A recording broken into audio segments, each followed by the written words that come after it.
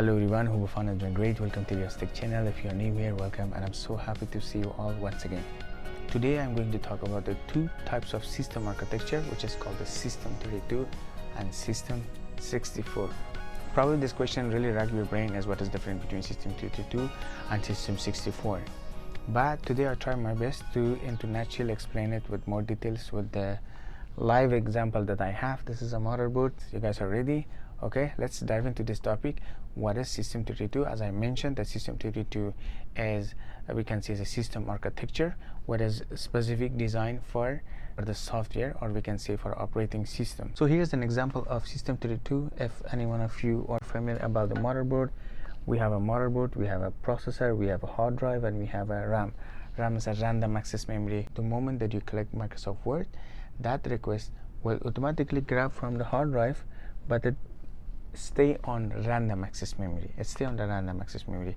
If you browse anything, if you want to browse anything, for example, you open 1, 2, 3, 4.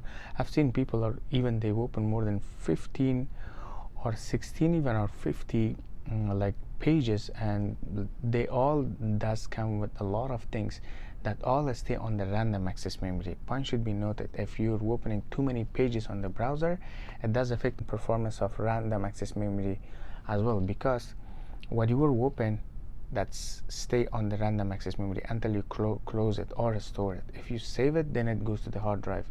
If you didn't store it, it will stay on the random access memory.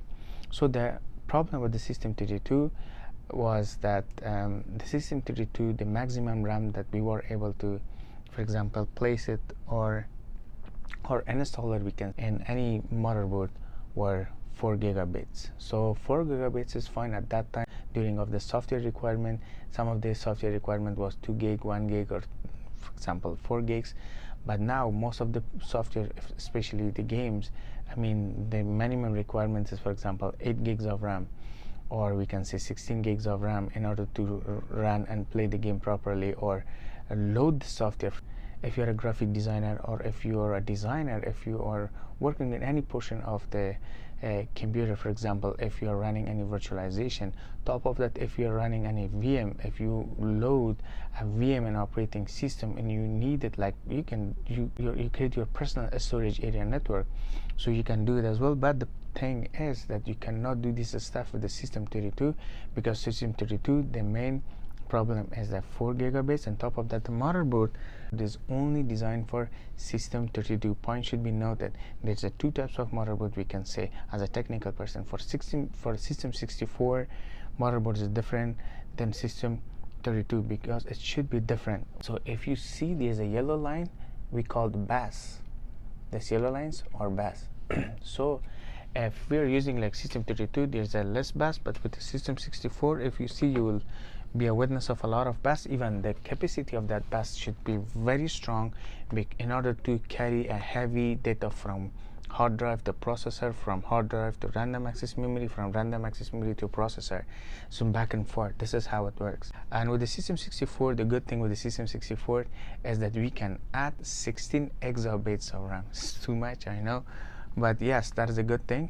So because nowadays we have a lot of smart devices, in order to give you the quick and prompt result, it does require a very strong processor, it does require a very strong random access memory to, or even say the motherboard as well, in order to give you the result, in order to give you the information that you're looking in a sharp way.